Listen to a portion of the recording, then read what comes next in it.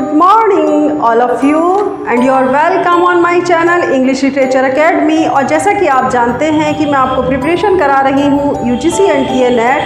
अगर आपके पास English literature है और आप इस सब्जेक्ट से प्रिपरेशन कर रहे हैं TGT, PGT, JIC एग्ज़ाम की भी, तो आप फिर ये चैनल और ये वीडियो आपके लिए बहुत ज़्यादा हेल्पफुल है, क्योंकि मेरे इस चैनल के थ्रू और जो मैं प्रिपरेशन करा रही हूँ वो एकदम स्पेसिफिक कंटेंट और कंक्लूजन ऑफ द कंटेंट है, जिसके ऊपर क्वेश्चन बेस्ड है या फॉर्मेशन ऑफ द क्वेश्चंस किया जाता है।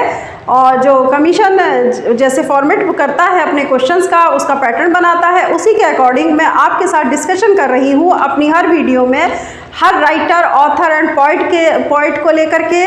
और इसी सीरीज़ को आगे बढ़ाते हुए मैंने कल आपके लिए एक वीडियो अपलोड की थी जो थी मैथ्यू आर्नोल्ड के ऊपर। मैथ्यू आर्नोल्ड क्योंकि एक बड़े राइटर हैं अगर हम बात करें, और दूसरी चीज़ ये भी है कि उनकी जो इलेजीज़ हैं मोस्ट पॉपुलर और फेमस हैं। ऐसा तो मतलब आप भी जानते होंगे कि उनका जो वर्क है वो काफ़ी ज़्यादा है। वो एक क्रिटिक्स भी रहे हैं, वो एक जो है पोइट भी रहे हैं, एक नॉवलिस्ट भी रहे हैं। तो हमने जो लास्ट या प्रीवियस जो हमारी वीडियो थी वो उनके वर्क को बेस्ड करते हुए बनाई थी। आज फिर हम इसी तरह से, क्योंकि उनका हाफ ही पार्ट हम कर पाए थे, उनके वर्क को जो डिस्कस कर पाए थे, आज हम कोशिश करेंगे नेक्स्ट वीडियो जो सेकंड वीडियो है इसमें मैथ्यू आर्नोल्ड का जो रिमेनिंग पार्ट और रिमेनिंग वर्क्स है उसके बारे में डिस्कशन करने की। चलिए आइए चलते हैं, बहुत ज़्यादा देर नहीं लगाते क्योंकि एग्ज़ाम एकदम सर पे है और हमें बहुत ज़्यादा जल्दी ही सारी प्रिपरेशन करनी है, सब कुछ रिवीजन करना है। और मैं असिस्टेंट प्रोफेसर फरहत परवीन आपके साथ इस वीडियो को लेकर के आई हूँ और आपके साथ डिस्कशन कर रही हूँ। चलिए देखते हैं Matthew Arnold. Is that clear? Matthew Arnold की प्रीवियस वीडियो में देख लीजिएगा, इनके बारे में काफ़ी कुछ मैंने बता दिया था, लेकिन कुछ चीज़ें हैं जो अभी भी रह गई थी। चलिए वो हम आज डिस्कशन कर लेते हैं। Matthew Arnold was an English poet. Matthew Arnold was an English poet and cultural critic who worked as an school inspector. मतलब इन्होंने जब काम करना शुरू किया तो किसके रूप में किया? स्कूल इंस्पेक्टर के रूप में इन्होंने काम करना शुरू किया था, अगर हम इनके कैरियर की बात करें तो। Who worked as an school inspector, और थे क्या वो? An English poet and cultural critic थे। बात आती है इनके फादर की। फादर का नाम क्या है? Thomas Arnold. Who was the father? तो Thomas Arnold was the father of Matthew Arnold. अगर ये बात पूछी जाती है तो इनके पिताजी का नाम क्या था? थॉमस आर्नोल्ड था। अच्छा, वो क्या थे? वो हेड मास्टर थे। HM का मतलब हेड मास्टर। आपको तो पता ही है कि मेरी आदत है शॉर्ट की यूज़ करने की, और इसी शॉर्ट की के थ्रू मैं आपको प्रिपरेशन भी करा रही हूँ इसमें। तो हेड मास्टर, और कहाँ के थे? जो रग्बी स्कूल है ना, रग्बी चैपल जो पोयम बनी है, रग्बी चैपल जो पोयम बनी है वो मैथ्यू आर्नोल्ड ने अपने पिताजी के सम्मान में लिखी थी, रग्बी चैपल पोयम। और इनके पिताजी क्या थे? इनके फादर क्या थे? इनके फादर रग्बी स्कूल के हेड मास्टर थे। अंडरस्टूड? इतनी बात आप समझ लीजिए। Matthew Arnold N English poet and cultural critics है। और अगर हम बात करें कि वो और इसके अलावा क्या है, तो अगर ये बात की जाती है तो उन्होंने जो अपना वर्क जो काम करना शुरू किया था तो स्कूल इंस्पेक्टर के रूप में शुरू किया, और उनके फादर का नाम थॉमस आर्नोल्ड था। Thomas Arnold was a head master of rugby school. इस तरह करके अब इससे रिलेटेड कोई भी क्वेश्चन आएगा तो आप बहुत आराम से, बहुत ईजिली उसको जो है अपना आप सॉल्व कर पाएंगे, पहली चीज़। और दूसरी चीज़, जब आप सॉल्व कर पाएंगे तो आप क्वालिफाई भी कर जाएंगे, क्योंकि आप मार्क्स गेन करेंगे। चलिए नेक्स्ट देखते हैं पोयम, वर्क और कैरेक्टरिस्टिक। मैंने कुछ स्पेसिफिक तरीके से आपको ये कराने की कोशिश की है कि कौन सी पोयम क्या थी और उसकी कैरेक्टरिस्टिक क्या हैं, मतलब उसकी क्या विशेषताएं हैं। क्योंकि कभी कभी डायरेक्ट जो है पोयम पूछ ली गई और उसका कैरेक्टरिस्टिक पूछा गया कि बताइए इस पोयम में ऐसी क्या खासियत थी जो मैथ्यू आर्नोल्ड ने लिखी। तो आप इस तरह से अगर पढ़ेंगे तो मुझे लगता है कि आपको कंटेंट को याद करने में ज़्यादा आसानी होगी। ये मेरा एक एक्सपेरिमेंट है अपने स्टूडेंट्स के ऊपर, और वैसे भी मैं कॉलेज में भी जो अपने स्टूडेंट्स को पढ़ाती हूँ, तो जब मैं इस ढंग से उनको या इस पैटर्न के थ्रू पढ़ाती हूँ तो मैंने देखा है कि मेरे बहुत स्टूडेंट्स सेटिस्फाइड रहते हैं। वो कहते हैं मैम बहुत कम टाइम में बहुत सारा हमें अच्छे से कंटेंट कवर हो गया है। यही चीज़ मैं अपने चैनल के थ्रू आप लोगों को भी प्रोवाइड कराना चाहती हूँ, इसीलिए मैं कंक्लूजन ऑफ द कंटेंट और अकॉर्डिंग टू द कीवर्ड्स के मैं आपको प्रिपरेशन कराना चाह रही हूँ। चलिए देखते हैं पोएम पर क्या कैरेक्टरिस्टिक। अब इसमें बात आती है first of poem Empedocles on Etna ना, जो पोएम थी 1852 में आई, 1852 में पब्लिश हुई। ये एक मेलोड्रामेटिक पोएम थी। क्या थी ये? Melodramatic poem. ऑप्शन में था ये मेलोड्रामेटिक, या अगर ड्रामेटिक पोएम दिया जाए तो भी आप ड्रामेटिक पोएम पे या तो टिक करेंगे अपना सही ऑप्शन, या फिर मेलोड्रामेटिक पोएम पे आप अपने ऑप्शन को सही का निशान लगाएंगे। ये ध्यान रखिएगा, ठीक है। मतलब एम्पेडोकल्स ऑन एटना जो पोएम थी 1852 में पब्लिश्ड हुई, मेलोड्रामेटिक पोएम थी, या अगर ड्रामेटिक पोएम दिया जाता है तो आप इसको ही सही ऑप्शन करेंगे। दूसरी चीज रिटन बाय मैथ्यू आर्नोल्ड। मैंने ऊपर ही मैथ्यू आर्नोल्ड लिखने का मैंने आपको तरीका बताया है कि आप किसी भी राइटर, किसी भी ऑथर की अगर स्टडी कर रहे हैं तो उसके ऊपर उसका नाम लिख दीजिए और कम चीजें लिख करके ज्यादा याद करने की कोशिश करिए। जाहिर सी बात है जब हम मैथ्यू आर्नोल्ड की बात कर रहे हैं तो ये पोएम भी किसके द्वारा लिखी गई होगी? Written by Matthew Arnold. Is that clear? इस तरह से आप याद करिए। चलिए, अब बार बार मैथ्यू आर्नोल्ड डालने का मतलब नहीं रहा ना कुछ भी, अब आप समझ जाएंगे। Cultural and anarchy, cultural anarchy लिखने वाले 1869 में लिखी गई और great exposition on a cultural essay, ये पोएम नहीं थी, बस इस बात को ध्यान रखिए। क्या था ये? एक कल्चरल एसे था। क्या था? A great exposition on a cultural essay था। और कैसा एसे था ये? पेरियोडिकल एसे था, पेरियोडिकल एसे था ये, ठीक है। इसमें आप इस तरह से नहीं बल्कि इस तरह लिखिए, शॉर्ट में लिखना है ना हमको। तो यहाँ पे देखिए PERI, चाहे आप इस तरह भी लिख सकते हैं PD। एसे कैसा था? पेरियोडिकल एसे था। इस तरह से लिख लीजिए PDE, इस तरह लिखिए PDE यानी पेरियोडिकल एसे था। वैसे पेरियोडिकल नहीं पूछा गया लेकिन मैंने फिर भी एक्स्ट्रा के लिए डाल दिया, अगर सपोज करिए इस बार पूछ लिया जाए तब। तो पूछा बस इतना ही गया था कि ये किसके ऊपर बेस्ड था, तो ये बेस्ड था great exposition on a cultural essay, on a cultural essay, बस इतना आप याद रखेंगे। पब्लिश कब हुआ? 1869 में ये पब्लिश्ड हुआ था। It was not a poem, it was a essay, it was an, अगर हम बात करें एन एसे, मतलब ये एक एसे था ना कि एक पोएम थी। बस इतना आप जो है इसको क्लियर कर लीजिए।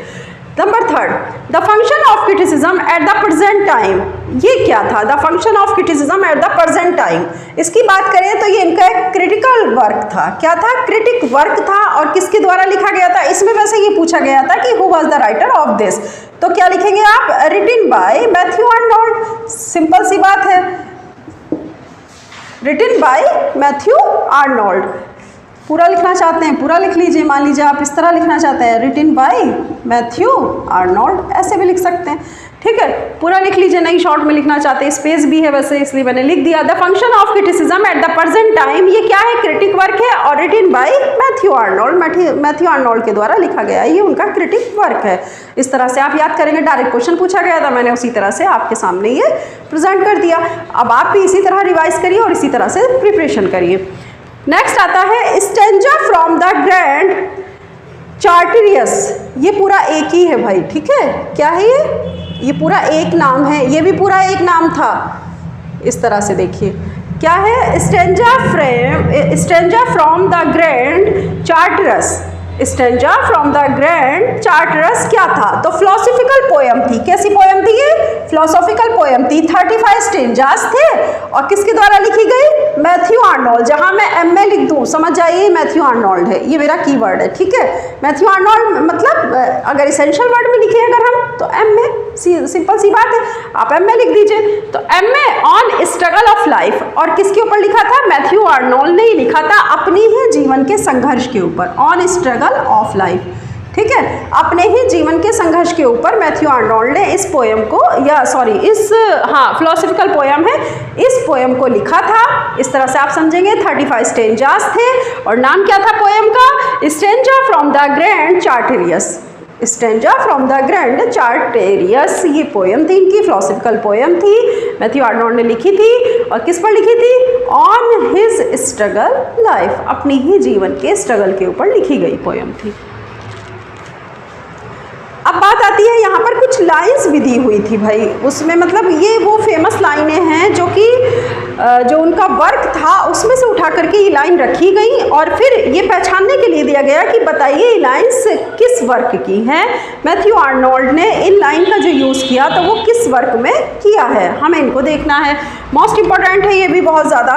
देखिए शेक्सपियर से लाइन उठाई गई, शेक्सपियर भी तो मैथ्यू आर्नोल्ड ने लिखी थी ना, आप जानते होंगे। शेक्सपियर की लाइन उठाई गई, other abide our question thou art free, other abide our question thou art free. अगर ये लाइन आ जाती है तो ये लाइन किसकी है? शेक्सपियर के, इनका वर्क है। शेक्सपियर के सम्मान में इन्होंने ये लिखी थी पोएम और इनके सम्मान में ये लिखी गई जो है ये काफ़ी मशहूर हुई और बहुत पसंद की गई। तो इसके अंदर ये लाइन है, इसको आप याद रखेंगे। Is that clear? नेक्स्ट आता है a summer night. A summer night line क्या में, ए समर नाइट में कौन सी लाइन है? Is there no life but these alone, is there no life but these alone, बस इतना याद रखिए। और कहाँ से ली गई? ए समर नाइट से। A summer night written by the Matthew Arnold. मुझे नहीं लगता कि अब मुझे ये चीज़ आपको बार बार बताने की ज़रूरत है कि मैथ्यू आर्नोल्ड के द्वारा किया गया काम है, क्योंकि ये तो है ही सारा पूरा का पूरा जितना भी वर्क है वो मैथ्यू आर्नोल्ड का ही है। तो आप इस तरह से समझिए, a summer night line is there no life but these alone. Next number third, the study of poetry. The study of poetry, इसमें कौन सी लाइन है? The future of poetry immense, the future of poetry immense. ये line यहाँ से लिखी गई, लेकिन ये हमारी पोएम नहीं थी बल्कि ये एस्से था। और कैसा एस्से था? क्रिटिसिज्म एस्से। देखिए जहाँ पर पोएम है वो भी मैं आपको बताते हुए चल रही हूँ और जहाँ पर एस्से वो भी मैं आपको इसीलिए बता रही हूँ ताकि कन्फ्यूज़न की सिचुएशन से आप बच जाएँ। अगर पूछ लिया जाए तो आप कम से कम बता तो सकें कि द स्टडी ऑफ पोइट्री एक एस्से है और क्रिटिसिज्म एस्से है। द स्टडी ऑफ पोइट्री, इसमें कौन सी लाइन ज़्यादा जो है फेमस है? The future of poetry immense, और ये एक क्रिटिसिज्म एस्से है। Next is the memorial versus. Memorial versus की अगर हम बात करें तो इसकी लाइन है, ही लेड अस एज वी ले एट बर्थ। क्या है ये? ही लेड अस एज वी ले एट बर्थ। और किसके ऊपर लिखी गई थी ये पोएम? आपको याद होगा मेमोरियल वर्स में हमारे पास 3 राइटर थे जिनके ऊपर ये एक इलेजी है, मौन पोएम है, शोक गीत है, आप इस तरह समझिए। और ये जो लाइन लिखी गई ये लिखी गई वर्ड्सवर्थ के ऊपर, तो इट बेस्ड ऑन वर्ड्सवर्थ, पूरा उन्हीं के ऊपर आधारित है ये लाइन। और अगर हम बात करें मेमोरियल वर्सेस राइटर की तो memorial verses written by the Matthew Arnold, simple. Next देखते हैं डाबर बीच। डाबर बीच में इसमें 2 लाइनें मशहूर हुई हैं डाबर बीच की, मैंने इसे जो फेमस 2 लाइन्स हैं वही डाली हैं आपके लिए। पहली है इसमें डाबर बीच में, where ignorant armies clash by night, where ignorant armies clash by night. पहली लाइन कहाँ से ली गई? which come from Dover Beach, and for the word which seems to lie before. Second line is, ये अलग अलग है, ये फर्स्ट है और ये सेकंड है, लेकिन ये अलग अलग है, ध्यान रखिएगा। ये लाइन अलग है, ये लाइन अलग है। For the word which seems to lie before, which come from Dover Beach. Dover Beach से ली गई है ये लाइन, या वहाँ से आई है। और Dover Beach written by the Matthew Arnold. इस तरह करके अगर आप प्रिपरेशन करेंगे तो मुझे उम्मीद है कि आप कम टाइम में ज़्यादा कंटेंट अपना कवर कर पाएंगे और कहीं से भी फिर आपको दिक्कत नहीं होगी, या कहीं से कोई कन्फ्यूज़न की अगर सिचुएशन बनती है तो वो भी नहीं बनेगी। क्योंकि जब हम कीवर्ड्स के थ्रू प्रिपरेशन करते हैं और कीवर्ड्स का रिलेशन अपने ऑप्शन से कर लेते हैं और ऑप्शन का रिलेशन अपने कीवर्ड से कर लेते हैं, मान लीजिए ये लाइन आ जाती है, सपोज करिए अब आपको लाइन याद है तो आपको इसका राइटर, आपको जो है इसका राइटर भी याद होगा कि कौन है, मैथ्यू आर्नोल्ड, क्योंकि हम उन्हीं की बात कर रहे हैं। और दूसरी चीज़, ये उनके किस पोएम से या किस एस्से से या किस वर्क से उठाई गई है, तो ये चीज़ आप याद कर सकते हैं बहुत अच्छे से। चलिए इसी के साथ अब मैं विदा लेती हूँ और नेक्स्ट वीडियो में फिर से एक नया राइटर, एक नया ऑथर और उनका वर्क लेकर मैं आपके लिए लेकर के आऊँगी। और दूसरी चीज़ यह है कि जाने से पहले इस चैनल को, इस वीडियो पर से जाने से पहले आप इस चैनल को लाइक, शेयर और सब्सक्राइब ज़रूर कर दीजिएगा। ओके, अपना ख्याल रखिएगा। अल्लाह हाफिज़।